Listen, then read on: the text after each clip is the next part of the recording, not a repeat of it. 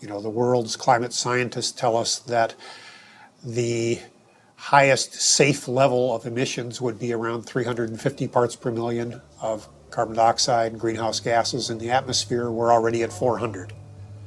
They tell us that the sort of safest we could hope to do without having perilous implications as far as drought, famine, human conflict, major species extinction would be about a 2 degrees Celsius increase in temperature.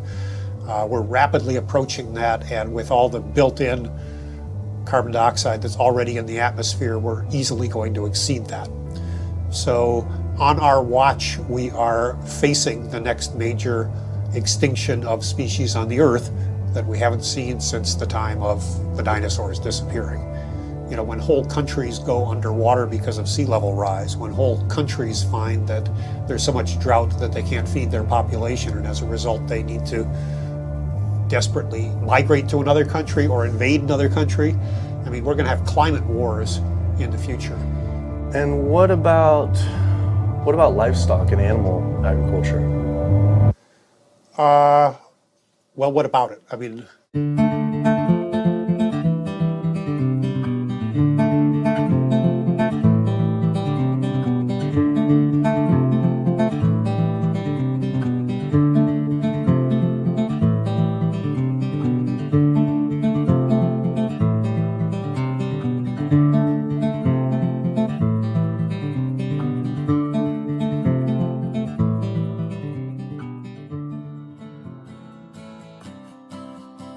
My name's Kip. This is me. I had a cliche U.S. American childhood. My mom was a teacher, my dad was in the military, and I have one sister. I played all the sports growing up, but I always loved the outdoors and camping. Life was simple, not a care in the world. And then this guy showed up. Like so many of us, I saw his film An Inconvenient Truth about the impacts of global warming, and it scared the emojis out of me. In Al Gore's film, he describes how our Earth is in peril. Climate change stands to affect all life on this planet. From monster storms, raging wildfires, record droughts, ice caps melting, acidification of the oceans, to entire countries going underwater. That could all be caused by humans' demands on the Earth. With scientists warning unless we take drastic measures to correct our environmental footprint, our time on this planet may be limited to only 50 more years. I wanted to do everything I could to help.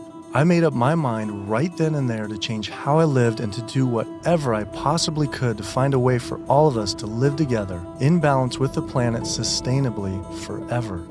I started to do all the things Al told us to do. I became an OCE, Obsessive Compulsive Environmentalist.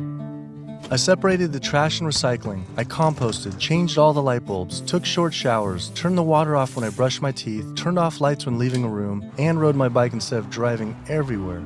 But as the years went by, it seemed as if things were getting worse.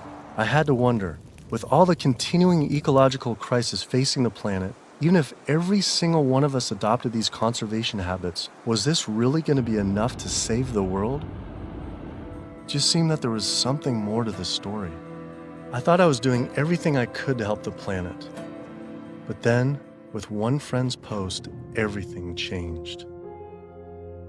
The post sent me to a report online published by the United Nations stating that cows produce more greenhouse gases than the entire transportation sector.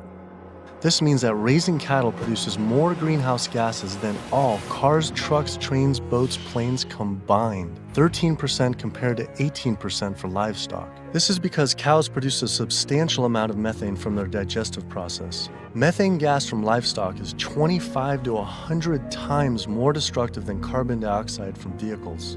Here I'd been riding my bike everywhere to help reduce emissions, but it turns out there's more to climate change than just fossil fuels. I started doing more research. The UN, along with other agencies, reported that not only did livestock play a major role in global warming, it is also the leading cause of resource consumption and environmental degradation destroying the planet today.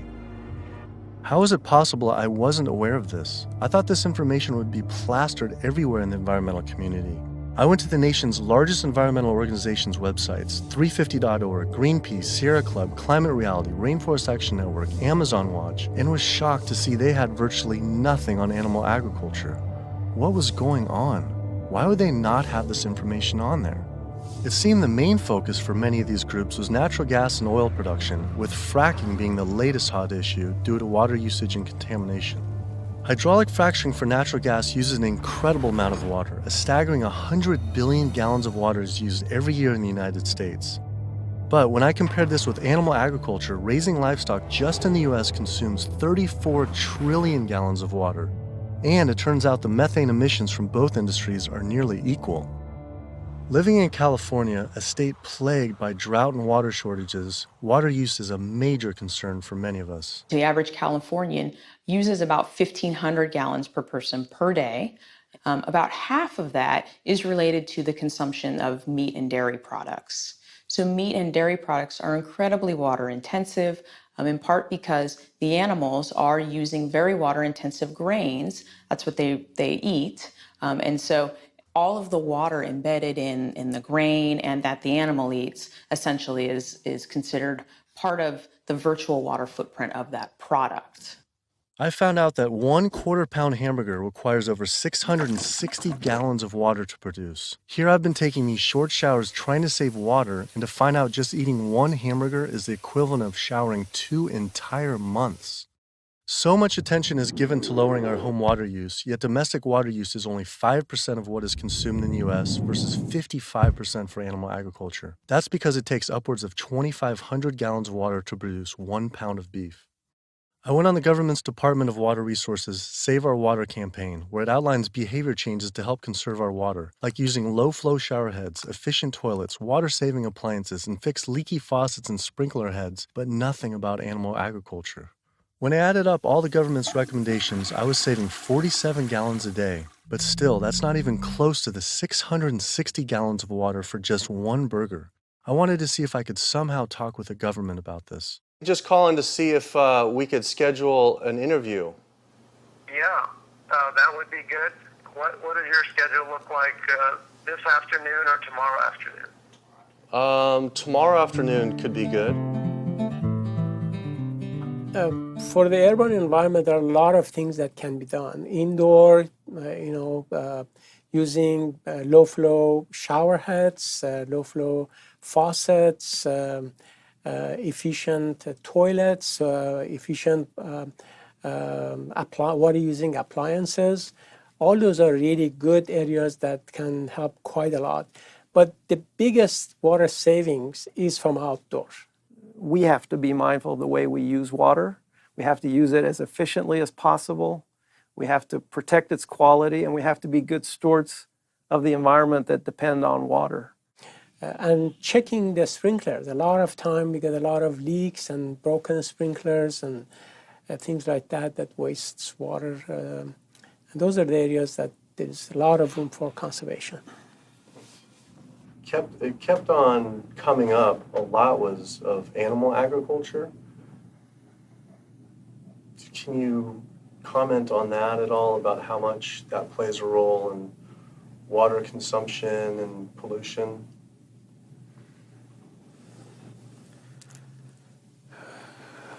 That's not my area. There's one study that found that 1 pound of beef, 2,500 gallons of water. Yeah. Yeah. Eggs is 477 gallons of water, and cheese almost 900 gallons. I mean, I guess it's one simple, why isn't it on Save Our Water? Just, it's kind of like if you went to someone's house and my neighbor has a faucet, dripping, and then you see this giant hose turn full blast until 660 gallons of water are shooting out into the street, flooding the entire street. I think I would say, hey, turn that off, please. It seems like it's a huge thing that we could be doing by far more than anything else. Just like, if that is really the case. I think that the water footprint of animal husbandry is greater than other activities. There's no ifs, and, or buts about it. That would be really powerful, just rather than waiting till we're in a drought. What do you think about just starting now, and whoever's in charge of the Save Our Water, hey, let's start encouraging people to eat less meat now, because these studies are coming out. I don't think that'll happen. Why? I don't think that'll happen. Why? Because of the way government is set up here. That's interesting, though. Why though?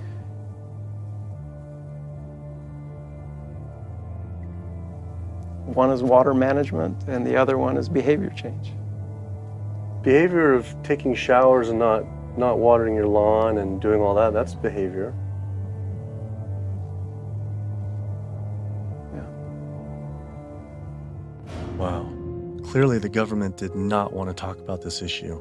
Their inability to answer, along with the environmental organization's silence on the topic of animal agriculture, made it seem something more was going on. I started doing more investigating on the impacts of livestock and found out the situation was actually worse than I had thought. In 2009, 2 advisors from the World Bank released an analysis on human-induced greenhouse gases, finding that animal agriculture was responsible not for 18%, as the UN stated, but was actually 51% of all greenhouse gases. 51%. Yet all we hear about is burning fossil fuels. This devastating figure is due to clear-cutting rainforests for grazing, respiration, and all the waste animals produce. This makes animal agriculture the #1 contributor to human-caused climate change. But not only that, I found out raising animals for food consumes 1/3 of all the planet's fresh water, occupies up to 45% of the Earth's land, is responsible for up to 91% of Amazon destruction, is a leading cause of species extinction, ocean dead zones, and habitat destruction. Yet, the world's largest environmental groups that are supposed to be saving our world didn't mention this anywhere. I had to speak with environmental organizations to find out why they weren't addressing this issue. I sent off dozens of emails, made call after call, spent hours on hold. Days became weeks and weeks became months, and for some reason, no one wanted to talk to me about this. So bizarre. I supported these organizations for so long and now was met with silence. I was, however, able to connect with a handful of environmental authors and advocates that were willing to address this issue.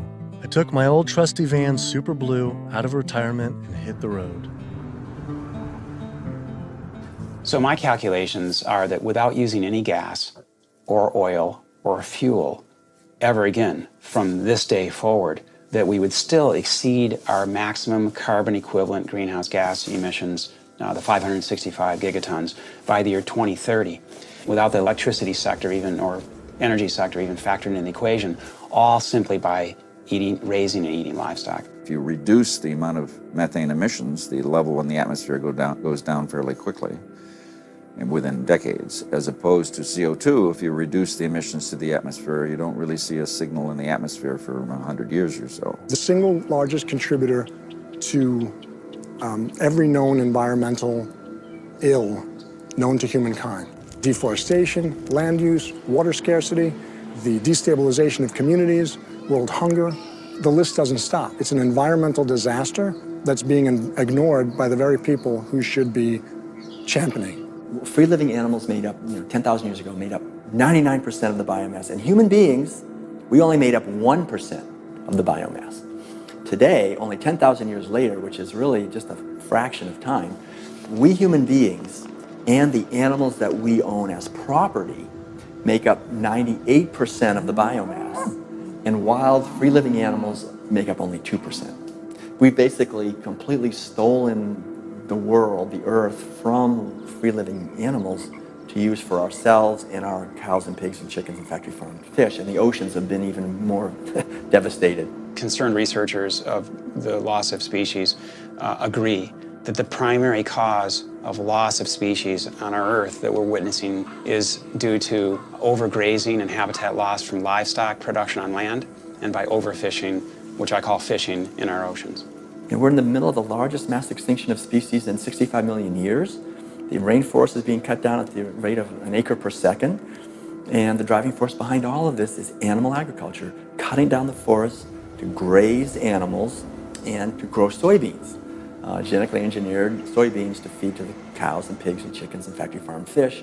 91% of the loss of rainforest in the Amazon area thus far to date, 91% that's been destroyed, is due to raising livestock. The leading cause of environmental destruction is animal agriculture. I just couldn't understand why the world's largest environmental organizations were not addressing this when their entire mission is to help protect the environment. But that's the thing too, is they say, use less coal, ride your bike. What about, eat less meat? Yeah. I think they focus grouped it and it's a political loser. In terms of, because they're membership organizations, a lot of them. They're looking to maximize the number of people making contributions, and if they get identified as being anti-meat or challenging people on their everyday habits, that's something that's so dear to people that it will hurt with their fundraising. They do not want to address the primary driving cause of environmental devastation, which is animal agriculture, because they're businesses and they want to make sure that they have a reliable source of funding. I went invited to a meeting with Al Gore and some years ago now, and made these methane arguments, and he was really pushed back. And that's just his argument. It's hard enough to get people to think about CO2. Don't confuse them. I think that the problem with a lot of organizations that are focused and have a laser focus don't go off message because they don't want to piss off another whole group of people that will make their lives difficult. If you listen to the majority of the major environmental organizations, they're not telling you to do much besides live your life the way you've been living it, but change a light bulb from time to time, drive less, use less plastic, recycle more. It's better for their fundraising and better for their profile to create a victim and perpetrator sort of plot line. It's like when we talk about the fact that when we have a dysfunctional family and the father is an alcoholic, that's the one thing no one talks about. Everybody goes around that, and yet it's the one thing that's causing the devastation in the relationships in the family, because no one wants to talk about it. How could these organizations not know? I mean, the issue is right in front of them. It's unmistakable at this point. And just like these organizations, they're falling over themselves to show the general public that climate change is human caused. And in doing so, they completely fail to see what's right in front of them, that animal agriculture, raising and killing animals for food, is really what's killing the planet. That was it. No more emails, no more phone calls. I had enough. I realized if I wanted answers, I would have to go to these organizations' headquarters in person. Hi, how's it going? We're doing a full-length feature documentary, and it's on sustainability and animal agriculture plays a role. And we're seeing if we could talk to David Barr. Yeah. Okay. Do you have an appointment with him? We've been trying for almost 2 months, and we haven't even had one receptive email or anything. So we're seeing if we could just set something up. Let me just get They sent out their PR person instead. She refused to be filmed and told us to turn off the camera, but promised someone from their rainforest, ocean, and climate change departments would all speak with us, finally. Next stop was to give Sierra Club a visit. Turns out they were a bit more receptive to me showing up at their doorstep.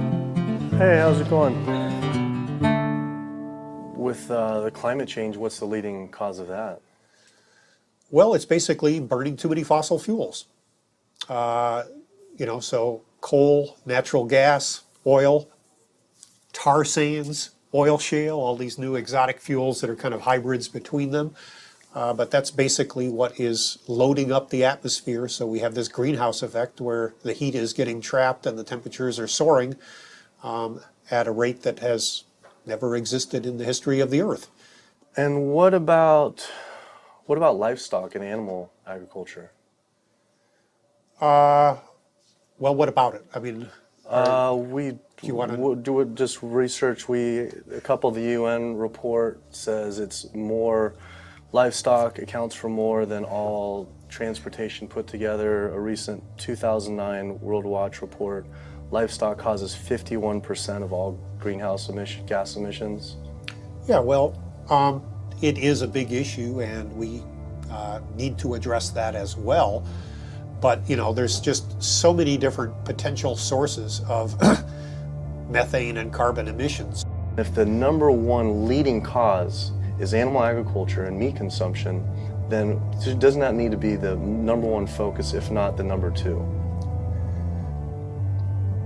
Well, That's your assessment. Our assessment is different. That was bizarre.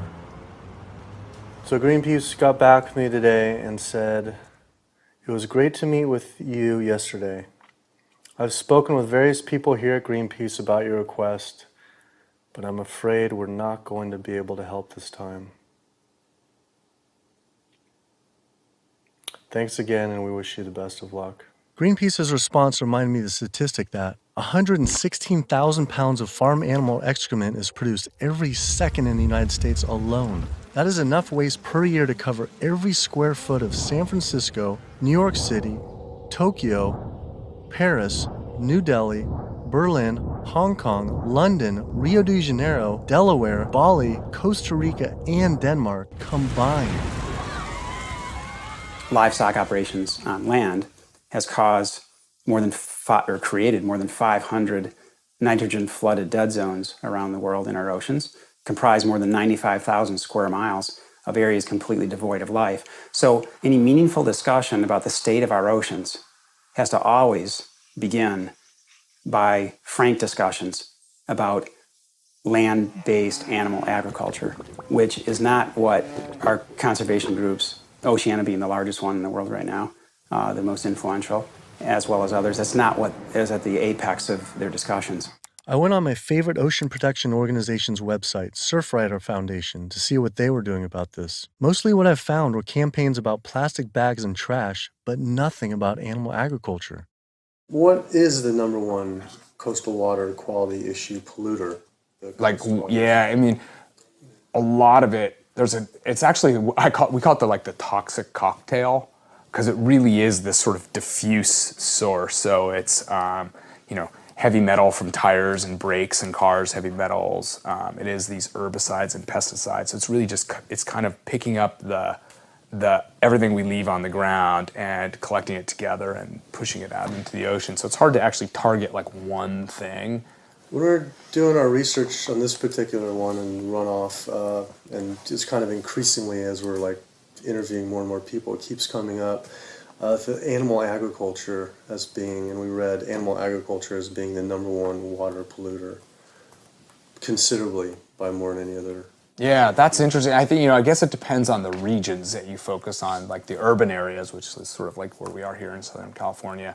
We don't see that because there's not a lot of sort of agricultural farms. But if you look in the mid-Atlantic, sort of Maryland, Virginia, North Carolina, that region, I know there's a lot of poultry farms and a lot of hog farms, and it's a huge waste issue. I was surprised that not only did they not focus on farm runoff, but they also didn't mention any campaigns about how our oceans are in near collapse. The UN reported that 3/4 of the world's fisheries are overexploited, fully exploited, or significantly depleted due to overfishing. The oceans are under siege like never before, and marine environments are in trouble. And if we don't wake up and do something about it, we're going to see fishless oceans by the year 2048. That's the prediction from scientists. The fact that when people look at fishing, sometimes they're only looking at the fact of the animals who are actually consumed by humans, and we're not necessarily looking at all the animals who are caught in the drift nets, all the other animals who are killed in the industry. And when you look at even the shrimping industry has done a lot to devastate the planet as well in terms of breaking down natural barriers that we have to protect the islands. We're at over 28 billion animals were pulled out of the ocean last year. They're not ever given a chance to recover. They can't recover. They don't multiply that quickly. They don't, they don't come back. We're not giving them an opportunity. The oceans are in complete collapse. The large fish species are nearing extinction. The way fishing is done today to feed the demand for 90 million tons of fish is primarily through massive fish nets. For every single pound of fish caught, there's up to 5 pounds of untargeted species trapped, such as dolphins, whales, sea turtles, and sharks, known as bykill. If we were to imagine this same sort of practice happening on the African savanna, targeting gazelle, but in the process scooping up every single lion, giraffe, ostrich, and elephant, nobody would stand for it. Yet, this is what is happening in our oceans every single day. Between 40 and 50 million sharks each year are killed in fishing lines and fishing nets as bykill. then their fins might be cut off or not cut off, but they're caught initially as bykill. And it's from fishing. It's from fishing in a sustainable manner, in many cases, for fish that are labeled sustainable by, for instance, Oceana and these sustainable certified organizations. So my thought is that why would we want to stop at banning shark fin soup if you're concerned about sharks, which all these organizations are and most of the public at large is now. If we really are concerned about sharks, we would ban fishing.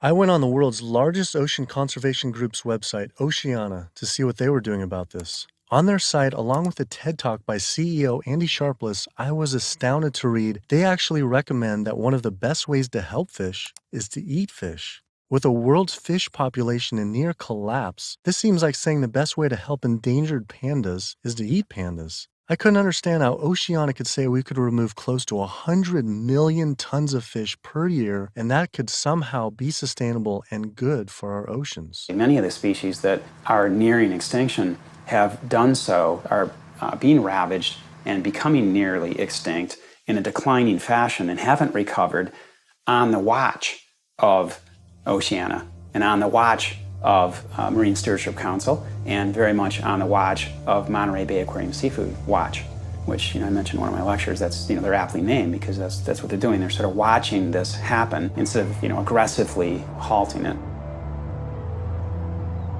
I mean, according to the United Nations Food and Agriculture Organization, roughly 3/4 of all the fisheries out there are either fully exploited or overexploited. So there's really not a whole lot of fish stocks out there that you might consider at healthy levels for the ecosystem. Watching Andy's TED Talk about feeding the world, in 1988 fish catch, as you mentioned, peaked at 85 million tons. How is it possible that we can sustainably catch 100 million tons by 2050, regardless if it's in a farm or if it's in the ocean? If for every pound of fish you're taking out, you're essentially taking out 5 pounds of wild fish, no matter whether it's a pond or it's in the ocean. How can that be sustainable?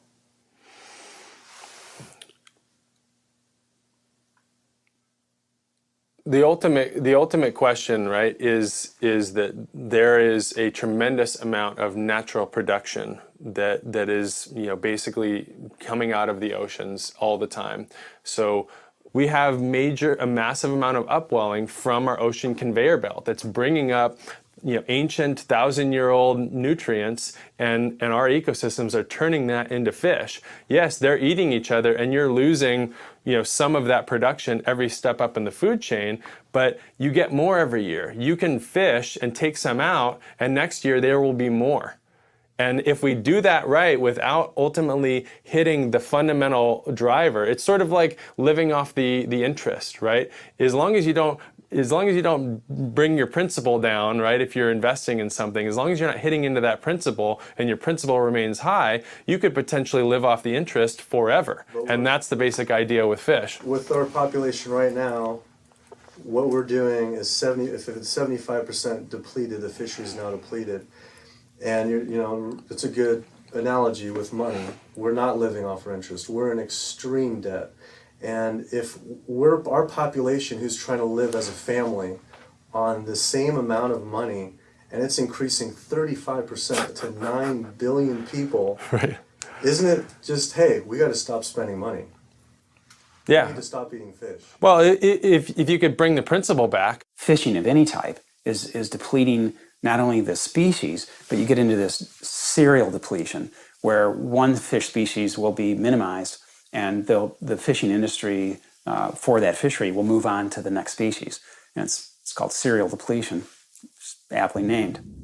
And in the process, so the fish are being lost, not only the species is being lost, but the next in line is being lost, and then the mechanism is still extremely destructive. So they're losing the fish species, but it needs to be kept in mind they're also destroying habitat. I think they came up with this term, sustainable fishing, to make ourselves feel good about eating fish and continuing to take fish out of the oceans, when in fact, really, it's Sea Shepherd's position that there is no such thing as sustainable fishing.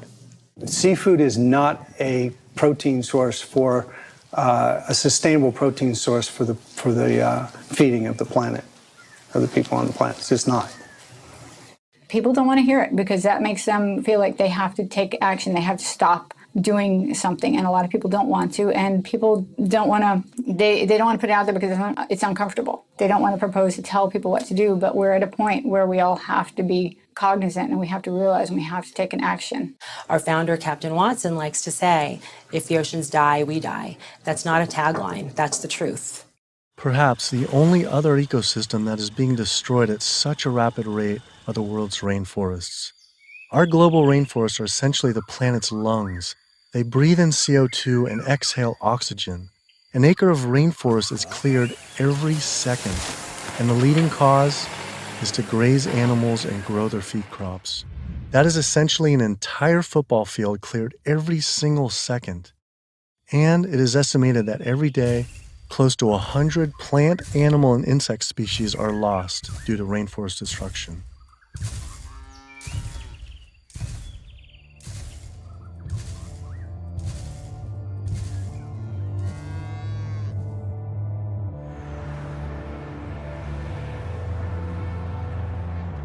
What is the leading cause, absolute leading cause of rainforest destruction? Human intervention into rainforests is the leading cause. And so it's either for logging or it's for agribusiness. And that's when you're looking at the top global drivers, it will vary a bit by the rainforest that you're talking about. But the way that we're choosing to use these natural resources on a large industrial scale is the leading driver. When I went on Rainforest Action Network's website, I couldn't believe I didn't see anything about cattle. But I did see they had a large campaign against palm oil. Palm oil plantations are causing tremendous deforestation in the Indonesian rainforest. It is estimated that palm oil is responsible for 26 million acres being cleared. Though, compared to livestock and their feed crops, they were responsible for 136 million acres of rainforest lost to date.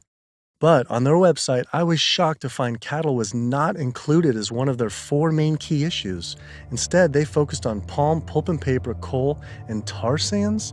How could they not have the leading cause of rainforest destruction? I had to wonder, why focus on fossil fuels and not cattle? Is it more fossil fuels or is it more animal agriculture? I don't know why we would ever do a one or the other. I'm just wondering, what more is it? I don't necessarily know what it is.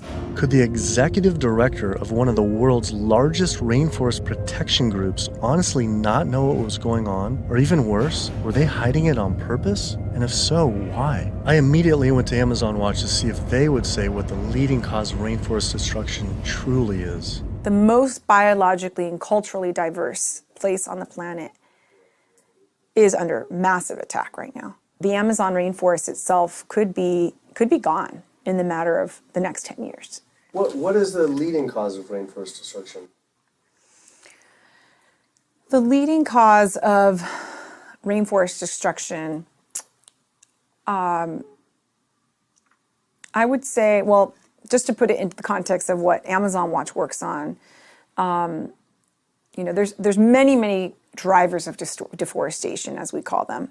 Many different reasons and ways that rainforests are destroyed. The ones that cause the most damage and are the most widespread are mega projects, such as oil and gas pipelines, such as mining projects, such as mega dam projects. We're not talking about... I felt like I was going in circles with all these groups, as if I were stuck in some strange COWSPIRACY twilight zone where no one could talk about cows. I couldn't believe these organizations just wouldn't say what the leading cause of rainforest destruction truly is. I had to ask one more time. It's hard to say what is a leading cause of deforestation of the Amazon because they're all destructive: oil and gas, mining, dams, agriculture. But in terms of land use, in terms of the amount of land that is destroyed by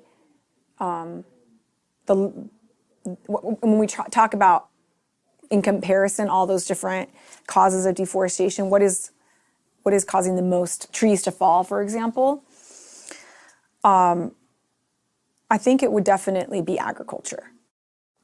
Unfortunately, one of the biggest causes of deforestation definitely in the Brazilian Amazon is agribusiness, cattle grazing, and soy production in particular.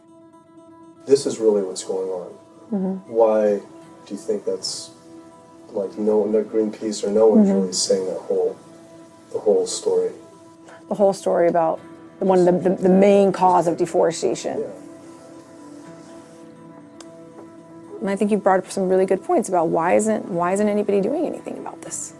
And I think in Brazil in particular, I think when we look at what happened after the forest code was passed, and people who were standing up against the lobbyists and the interests, the special interests, the cattle industry, the agribusiness industry, what was happening to them? A lot of people who were speaking out got killed. And if you look at, say Carlos, you look at Claudio, there's people who are putting themselves out there and saying, cattle ranching, is destroying the Amazon. A lot of those people who are really putting themselves out there, and look at Dorothy Stang, the nun who lived out in Pará, who was killed. A lot of people will speak up. A lot of people just keep their mouths shut because they don't want to be the next one with the bullet to their head.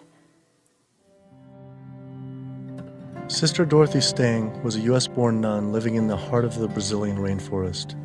Her life's work was to protect the Amazon. She spoke out openly against the destruction of rainforests from cattle ranching for years. Walking home one night, she was brutally gunned down at point-blank range by a hired gun from the cattle industry.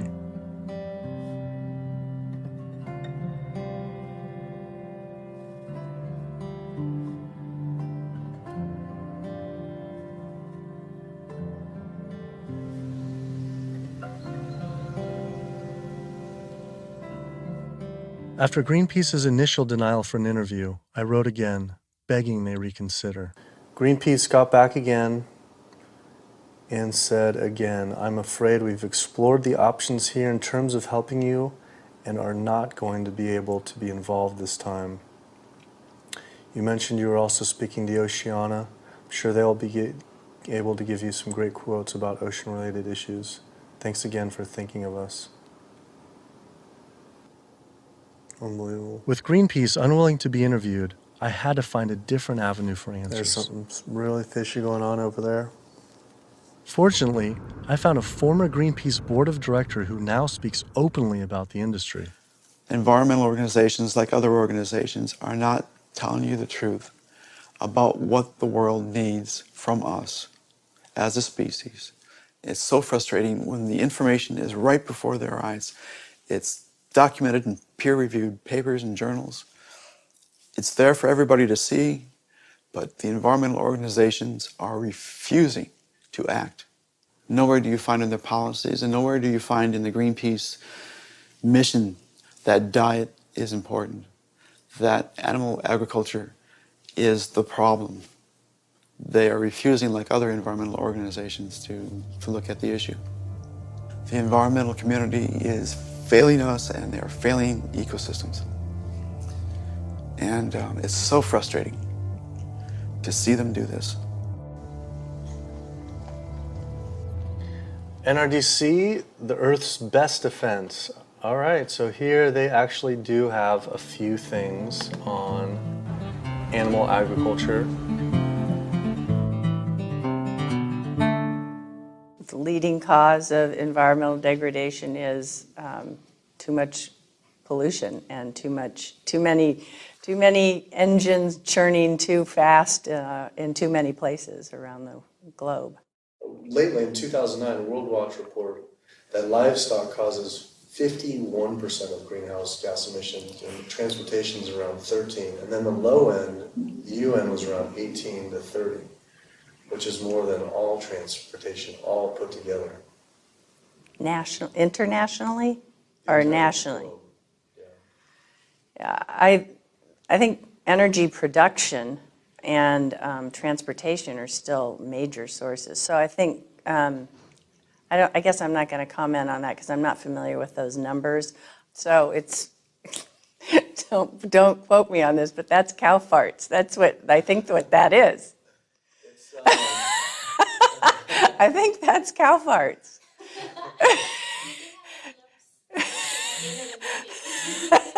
Well, that's part of the story. Methane production from cows and other livestock's flatulence is a major contributor, but mostly it is due to deforestation and the waste they produce, which is 130 times more waste than the entire human population, virtually all without the benefit of any waste treatment.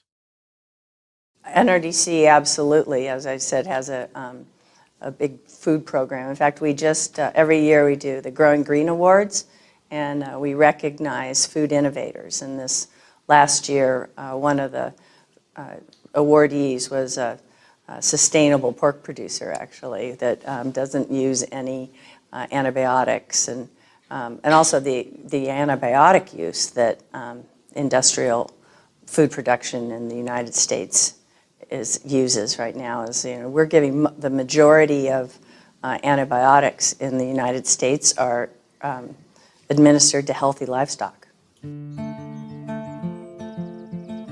I wanted to visit one of these sustainable farms. I found the Market Guard grass-fed beef farm on the lush, misty California coast.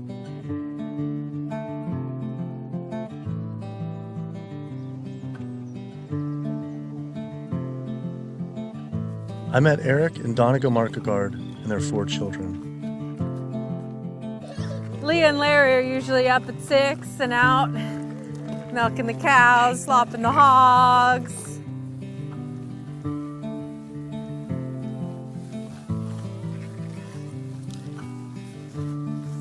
Altogether, we graze about 4,500 acres. And this is our home ranch. And this is 952 acres of that. On average, it's about 1 cow or cow and a calf per every 10 acres. We would produce annually roughly 80,000 pounds of finished plate-ready meat.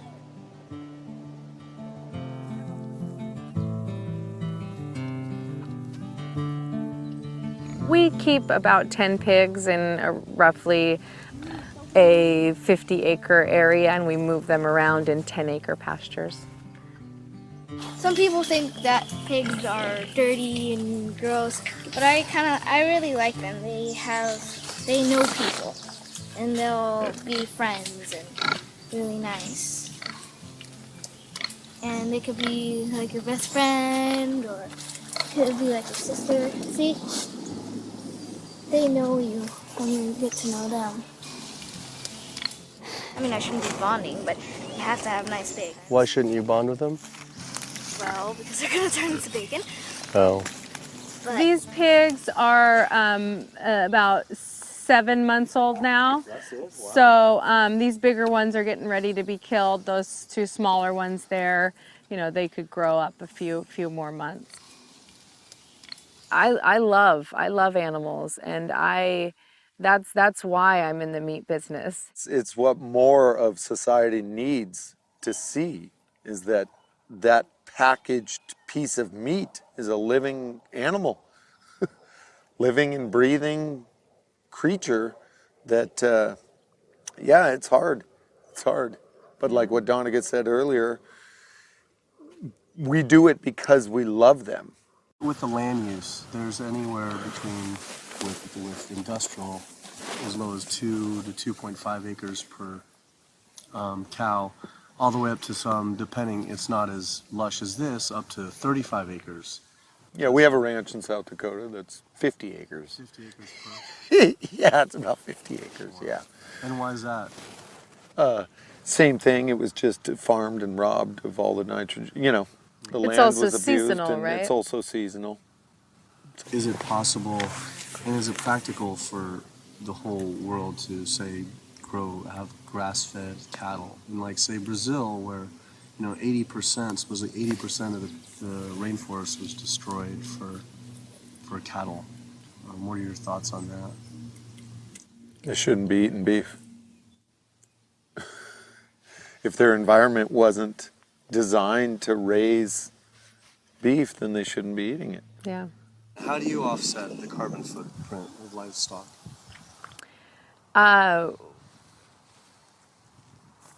We don't feel like livestock have a carbon footprint. I left there feeling confused. And as far as grass-fed beef not having a carbon footprint, it actually sounded like it could make sense until I added up the numbers on land use and population.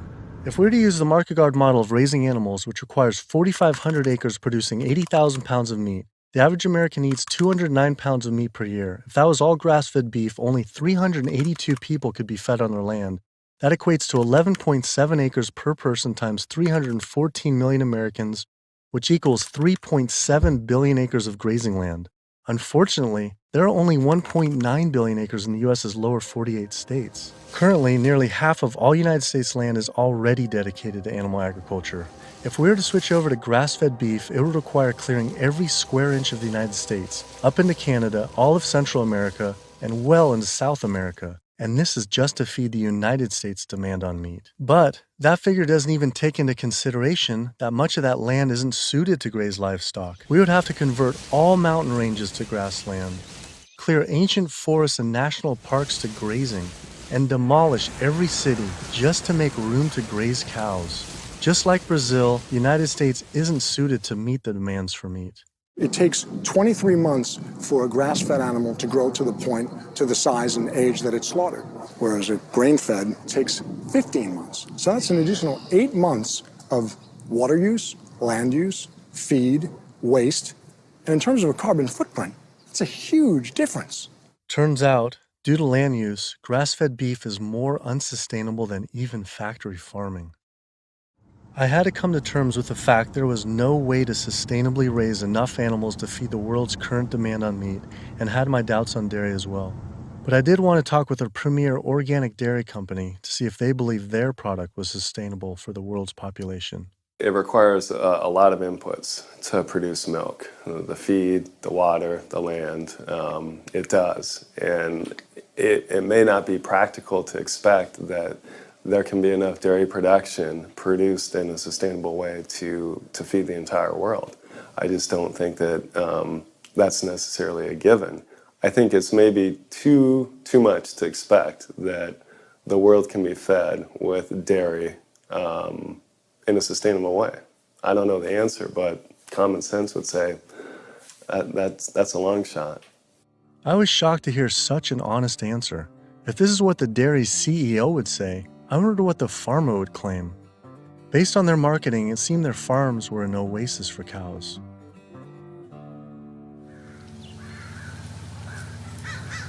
It was not what I expected.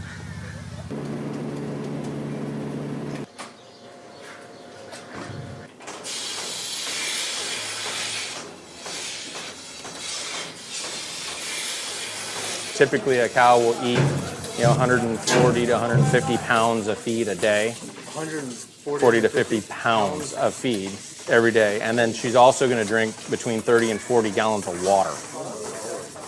Probably go through about 20 tons per week. 20 tons of grain per week. Primarily for our milking cows, so about 250 cows. Yeah, so the biggest part of sustainability to me, the number one thing on the list should be profitability.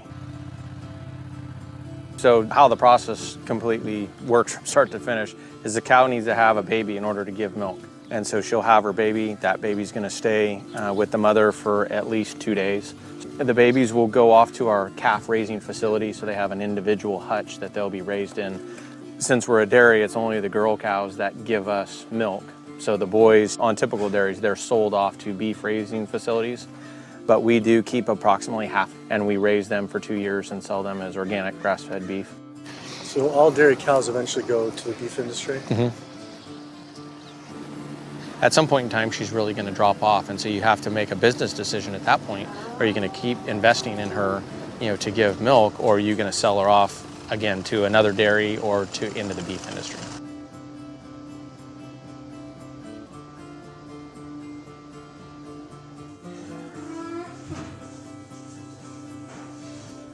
There's very few places on this planet that have this type of environment. But the demand on dairy-based protein in the world is only going to increase. And there's not enough land on the planet to do this type of dairying around the world. It's just the environment is not going to be that way. The land's not there. So I guess on a global scale, a conclusion would be dairy is not sustainable. Unless we start digging up houses and putting pastures back. And the only way to start digging up houses and development is to have less people. We only know that population is going to continue to grow. So that means more commercial dairying, I'm sure. Either that or some low demand by the people. Yeah, or some other product's going to take its place. I mean, we see there's all sorts of soy milks and almond milk and a lot of other products that are coming out, and different blends, where you take juices and proteins, and I think you'll see a lot more of that. He was right. How could cow's milk be sustainable? For when 1 gallon of milk, it takes upwards of 1,000 gallons of water to produce. Doing research on grass-fed livestock, I kept coming across the work of Alan Savory. Almost a third of the planet's land is becoming desert, with a vast majority due to livestock grazing. Savory claims that the best way to reverse this desertification is to actually graze more animals. This reminded me of Oceana saying the best way to help fish is to eat fish. This is the same man, during the 1950s, working as a research officer for the game department of what is now Zimbabwe, came up with a theory, in spite of scientific evidence, that actually elephants were the cause of desertification there. And his solution was convincing the government to kill 40,000 elephants. Yet, after 14 years of relentless slaughter, the conditions only got worse. His theory was wrong. The culling finally ended, but not until tens of thousands of elephants and their families were killed. This is not someone I would ever take ecological advice from.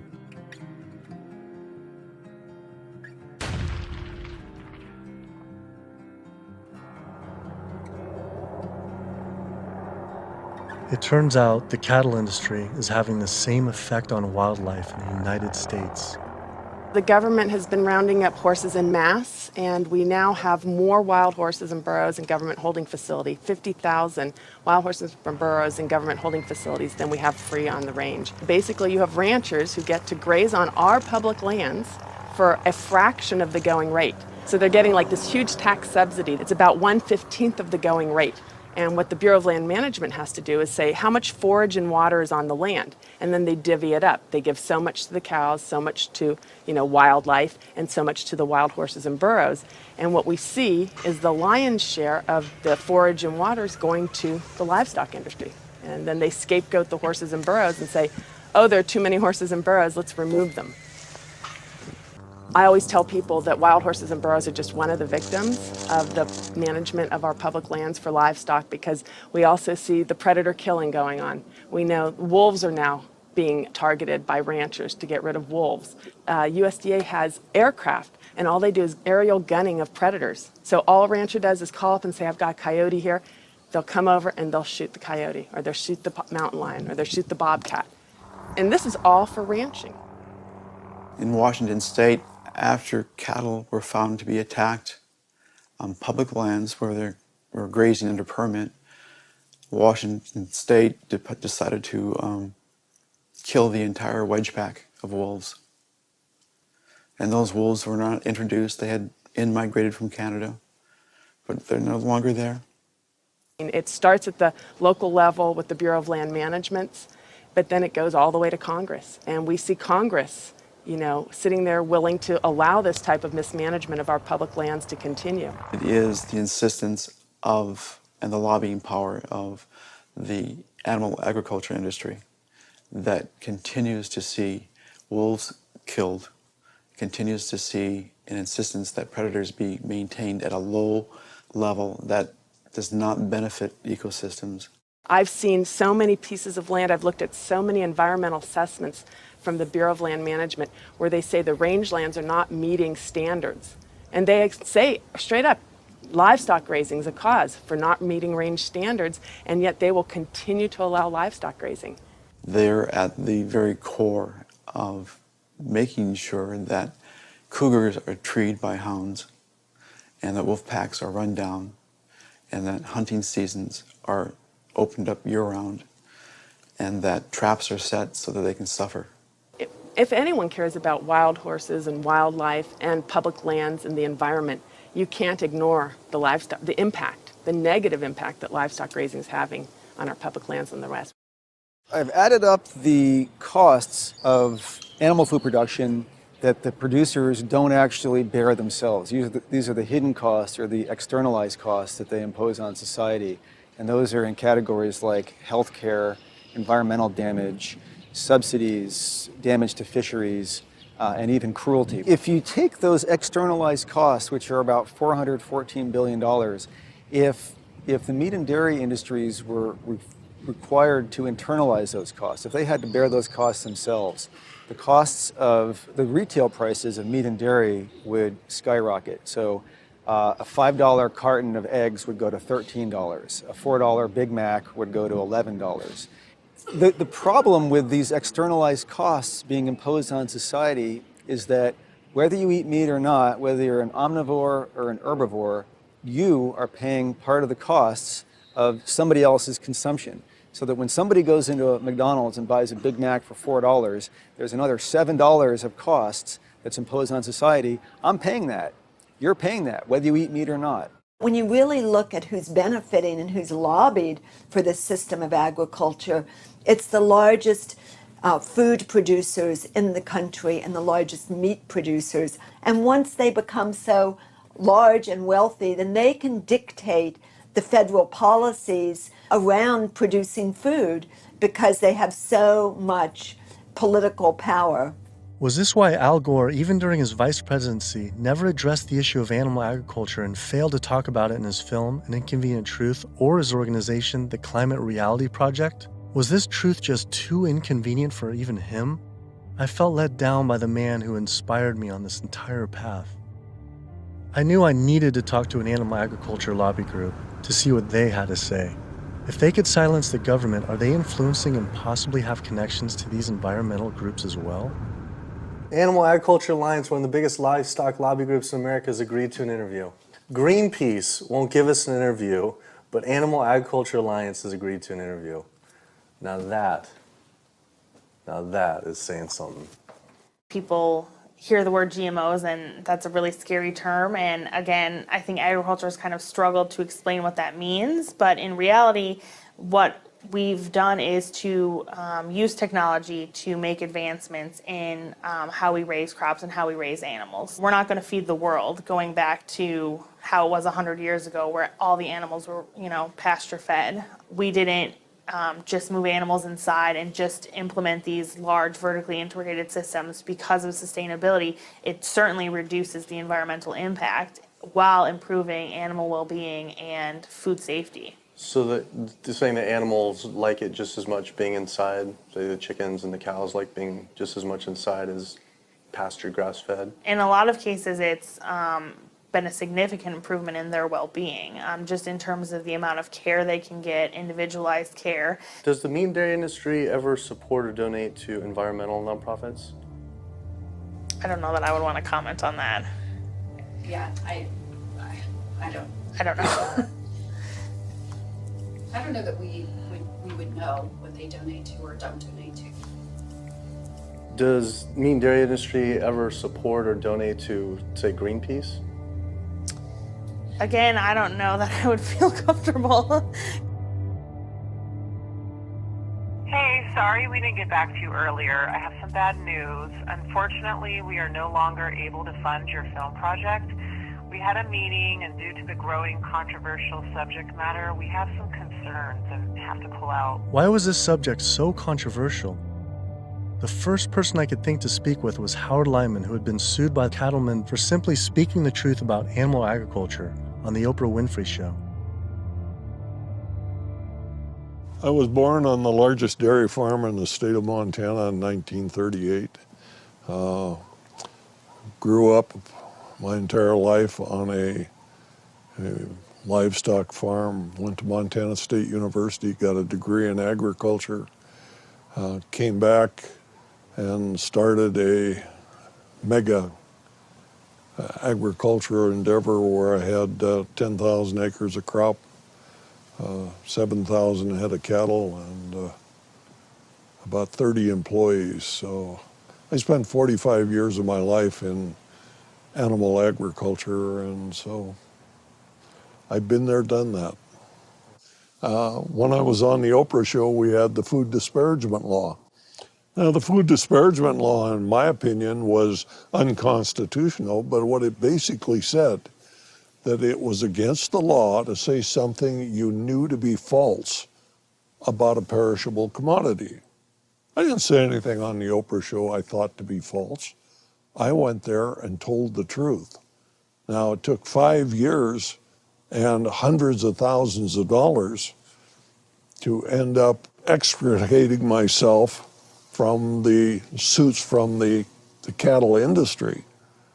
But if I was to go on the Oprah show today, say exactly the same thing today that I said back then, I would be guilty.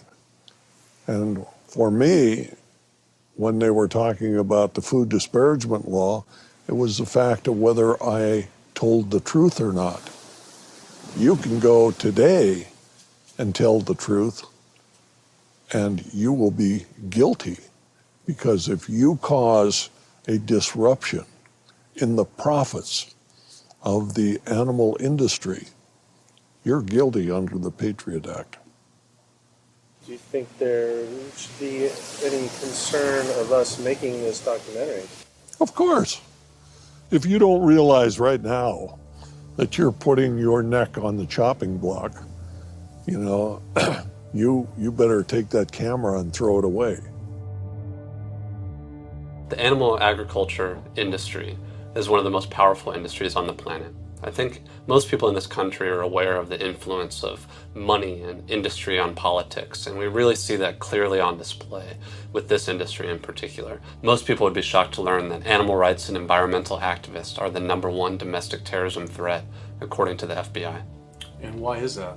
It's a difficult question to answer, why these groups are at the top of the FBI's priorities. I think a big part of it is that they, more than really any other social movements today, are directly threatening corporate profits. You know, when we try to find out how factory farms and how animal agriculture is polluting the environment, they try to claim exemptions to that information, either under national security terms or public safety, trademark issues, business, it's a business secret. We've seen all these attempts to keep people in the dark about what they're actually doing. You know, one of the largest industries on the planet with the biggest environmental impact, trying to keep us in the dark about how it's operating. Through the Freedom of Information Act, we obtained documents from the Counterterrorism Unit that show they are monitoring my lectures, media interviews like this one, my website, my book. Are we at risk filming this and showing it? You're going up against people that have massive legal resources. I mean, it's just overwhelming, the amount of money at their disposal, and you have nothing. And I think that fear is a big part of the tactic as well. Will was right. I was scared. When I learned about the activists being killed in Brazil, I was disturbed, but I felt removed.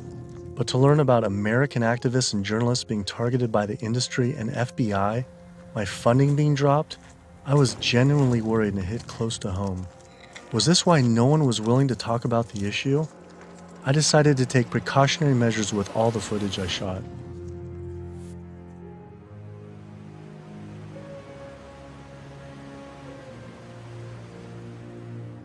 I was beyond frightened to imagine what could possibly happen if I pursued this subject any further. It seemed the only decision to make was to put down the cameras and walk away. But then, I realized this issue was way bigger than any personal concern I could ever have for myself. This was about all life on Earth hanging in the balance of our actions, and that you either live for something or die for nothing. And I actually had no choice all along.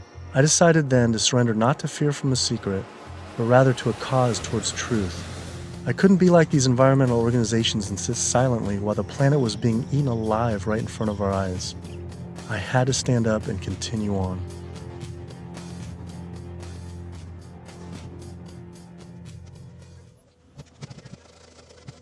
Some people would say the problem isn't really animal agriculture, but actually human overpopulation.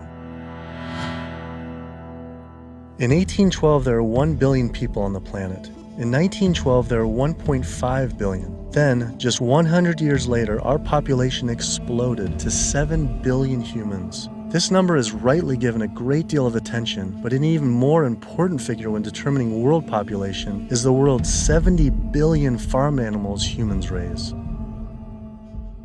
The human population drinks 5.2 billion gallons of water every day and eats 21 billion pounds of food.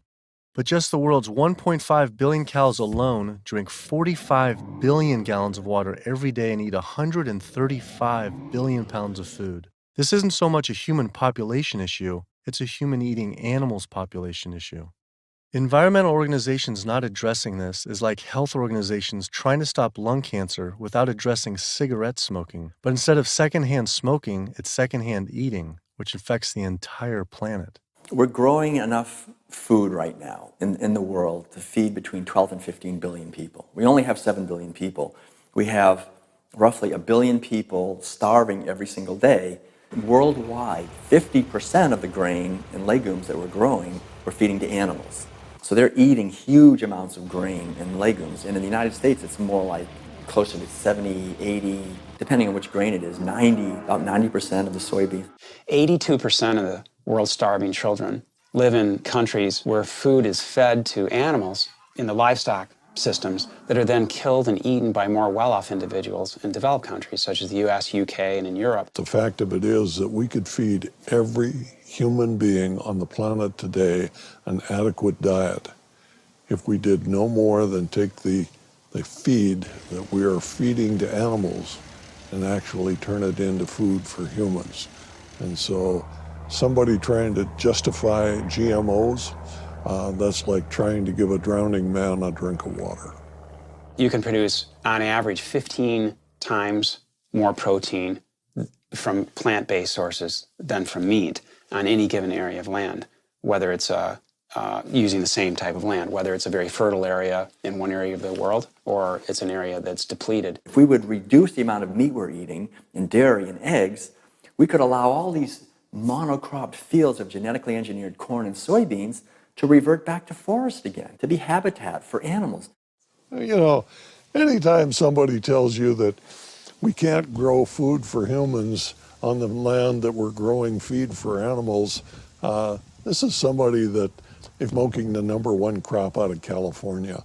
The fact of it is, if you can grow corn to stuff down the throat of an animal, you can actually grow corn and feed it to a human. You encourage people to eat less meat and for the tremendous resources required and the toll on the environment. And on the animals.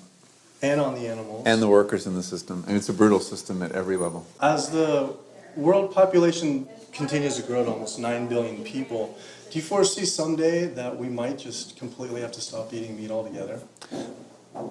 I don't know that we'll completely stop. I think that the amount of meat eaten will decline.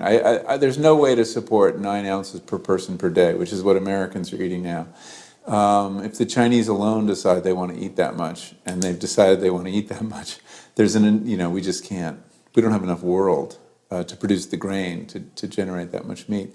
I think a plant-based diet is the most sustainable. But what do you recommend for 9 billion people can eat for the planet to not only sustain but to thrive? Would you throw out a number like an ounce, 1 ounce? Per meat? And including dairy, I don't think I don't know enough. But yeah, it would be on the order of a couple ounces a week. It's not going to be the way we're eating it now. We're gorging on meat. We're eating huge amounts. And does that include cheese too? Yeah. 12 ounces total? Yeah, cheese and milk. 2 ounces a week. Only 2 ounces a week seem like nothing. People could probably raise that in their own backyard. Maybe backyard farming was a sustainable solution. I have 42 ducks. I started off with 3 ducks 3 years ago, and then those burdened into a population. I buy a 75-pound bag of seed, and that seed bag will last me right now about 2 weeks. The ducks now that we're going to be culling are about 2 years old. When you're living with them, they get used to you. They're not intimidated or whatever, and so they make all their vocal sounds like natural. Go down. Easy, easy, easy, easy. Okay. Now we're gonna keep you. Run. These two go first. Being smart-wise, compared to a chicken, they're probably the same.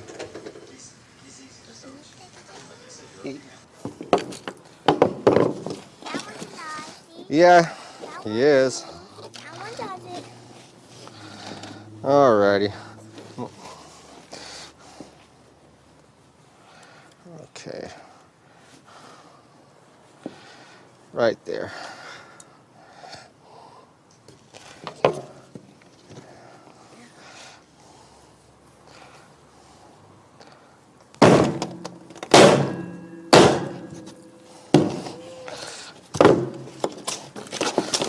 That's going to be a little gruesome. How could that still be alive? They're not. That's nerves, a nerve reaction. 5 years old or something like that, I think it was, the first time my dad came out and made us watch as we did rabbits. And we'd raise probably a couple dozen rabbits each year. And then we would take those rabbits and skin them and clean them up and keep them for food. As a young kid, I was kind of, I don't want to say it was hard, but it was kind of, from my memory, because some of the rabbits I had named, so it was kind of like going, but after doing it a couple of times, you kind of just learn it's just something that has to be done.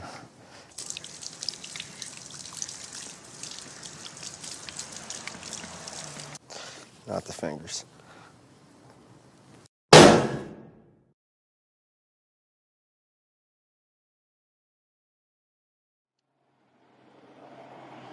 just can't do it. I don't think I could have someone else do it for me if I can't do it. If I can't do it, I don't want someone else doing it for me. And then sustainability, for sustainability, 75 pounds is 2 pounds per, so it's a pound per week per duck. 52 weeks, 110, so it's 110 pounds of food for 1 to 1.5 pound of meat. So on the sustainability issue, it's 100 to 1. And that grain gets, who knows where that grain comes from. But I mean, when it gets to this point, it's not even about sustainability. It was just, I don't feel real good inside. It's the first time I've ever seen that. So, kind of, yeah. I'd been so caught up in the destruction caused by animal agriculture, I realized I'd never truly dwelled on the obvious reality that every one of these animals was killed. It was always a disconnected, abstract fact of eating meat, but when it became personal, face to face, the story changed. I had already scheduled weeks in advance to film another backyard slaughter of a chicken that stopped producing eggs. I didn't know how I was going to possibly go through another slaughter. So I didn't.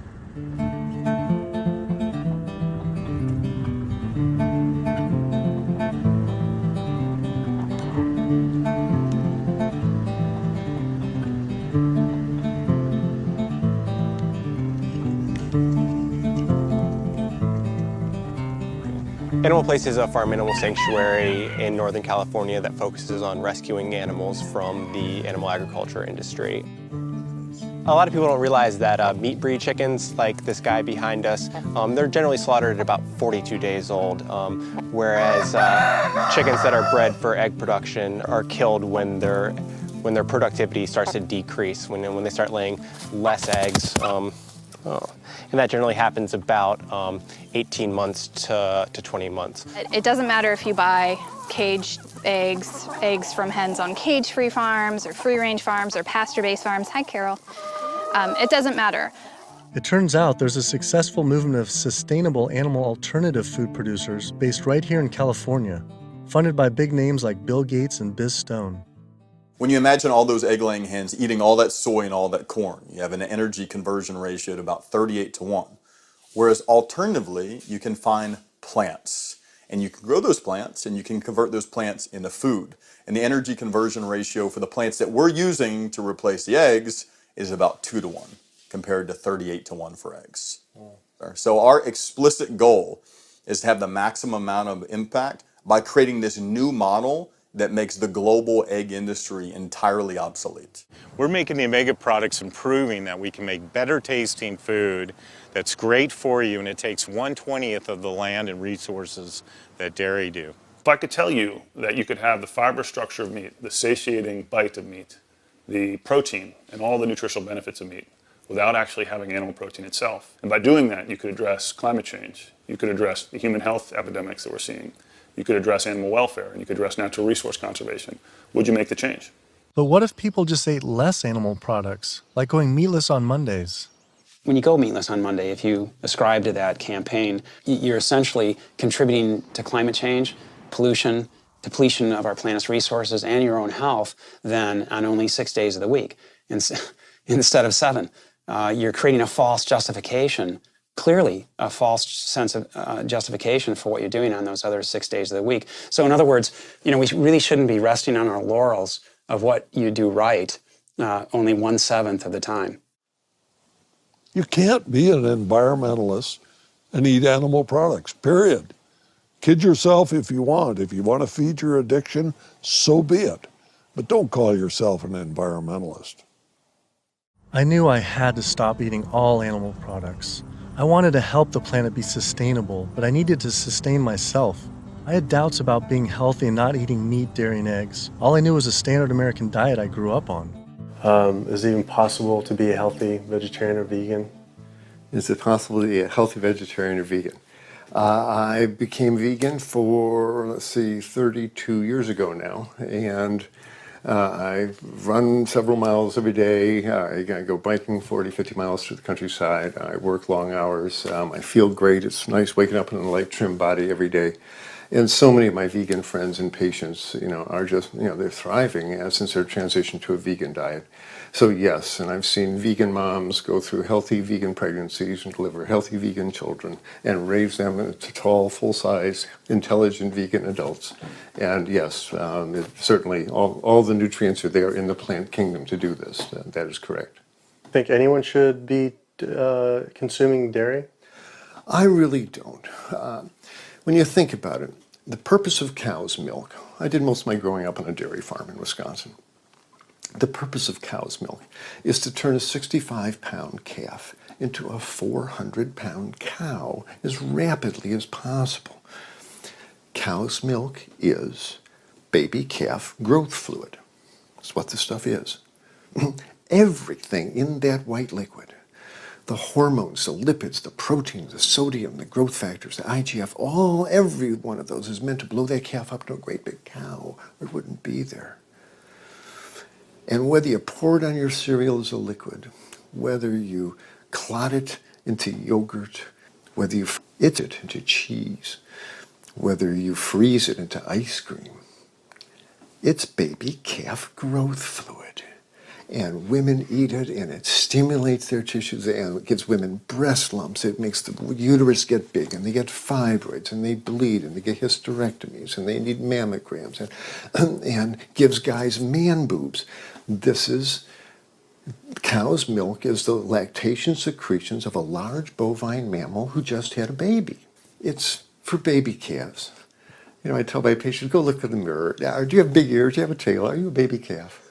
If you're not, don't be eating baby calf growth fluid in any level. There's nothing in it people need. It was a relief to hear I didn't have to eat any animal products to be healthy and even thrive, but I still thought you needed animal manure to grow organic agriculture. It turns out there's an entire movement with people growing food without any animal inputs. I visited Earthworks Urban Farm in Detroit, where they are working with and growing food for the low-income community. We tend to see ourselves as individuals in a bubble, and forget that we inhabit this land and this earth with other creatures. And so we have to learn how to share more, I guess. Josh here is working on his garden. You'll be surprised what you can do with what seems to be not a lot of species. About a 4x8. Yeah. What's your goal this year? How much do you think you can maximize that? I would push for 100 at least. 100 pounds. At least. That's amazing. So. The 1 full year after this was constructed, we doubled our yield to over 14,000 pounds of food. 14,000 pounds on Yeah. about how many acres? About 2.5. So as much food as we produce and we grow, or the earth helps us grow, is we also have to return those nutrients back to the soil. So we like to think of our work as being regenerative, that we're putting as much life-giving substance in the ground as we're taking out. So just kind of healthier and safer to use vegetarian or vegetable composting and stuff? Yeah, that's what we found. But also because it takes less time, it's a lot easier to manage. A lot easier, yeah. Yeah. And the soil is just as rich. No. Yeah, absolutely. Not only is it the organic more compassionate, it's also more efficient. And in a society with this many billions of people, we need to be as efficient as possible. Some people might go back and say, if we embrace this primitive approach of only wild animals everywhere, and we go back to like a hunter-gatherer system, that sounds great. But that was 10 million people on the entire continent. Maybe a little bit more, a little bit less, no one really knows. Today, now, we have what? We have 320 million in the US, 25 million in Canada, another 100 and so many million in Mexico. So North America is up to almost 450 million people. Trying to figure out a way to bring animal agriculture in balance with 450 million hungry people is impossible. This is amazing. I didn't believe it when I first learned it, but 216,000 more people are born to the planet every day. Every day. It's extraordinary. But what's really extraordinary is you need, per day, 34,000 new acres of farmable land. It's not happening. To feed a person on an all-plant-based vegan diet for a year requires just 1/6 of an acre of land. To feed that same person on a vegetarian diet that includes eggs and dairy requires 3 times as much land. To feed an average U.S. citizen's high-consumption diet of meat, dairy, and eggs requires 18 times as much land. This is because you can produce 37,000 pounds of vegetables on 1.5 acres, but only 375 pounds of meat on that same plot of land. I also learned the comparison doesn't end with land use. A vegan diet produces half as much CO2 as an American omnivore, uses 1/11th the amount of fossil fuels, 1/13th the amount of water, and 1/18th of the amount of land. After adding this all up, I realized I had the choice every single day to save over 1,100 gallons of water, 45 pounds of grain, 30 square feet of forested land, the equivalent of 20 pounds of CO2, and one animal's life, every single day. If we all, as a society, did go vegan, and we moved away from eating animal foods and toward a plant-based diet, well, what would happen? If we didn't kill all these cows and eat them, then we wouldn't have to breed all these cows, because we're breeding cows and chickens and pigs and fishes. We're breeding them, and over and over again, relentlessly. So if we didn't breed them, then we wouldn't have to feed them. If we didn't have to feed them, then we wouldn't have to devote all this land to growing grains and legumes and so forth to feed to them. And so then the forest could come back. Wildlife could come back. The oceans would come back. The rivers would run clean again. The air would come back. Health would return. Renewable energy infrastructure, such as building solar and wind generators all over our country to reduce climate change, I mean, that's a pretty good idea, but it's projected to take at least 20 years. And at least minimally $18 trillion to develop. It's important to realize that we don't have that long of a time frame. We just talked about how it might be a 3 to 4 year time frame. So we don't really have 20 years, and we really don't have $18 trillion to develop these. So another solution to climate change, we could stop eating animals. And it could be done today. It doesn't have to take 20 years, and it certainly doesn't have to take $18 trillion because it costs nothing. Some people say, well, let's fix CO2 and then we can worry about the methane. Well, it's the other way around. It actually makes sense. Do something about methane because you get a response right away. Quietly and unmistakably, the most powerful thing that someone can do for the environment. No other lifestyle choice has a farther-reaching and more profoundly positive impact on the planet and all life on Earth than choosing to stop consuming animals and live a vegan lifestyle. Do you realize 75% of Americans consider themselves to be environmentalists. You don't think we couldn't solve this problem in a heartbeat?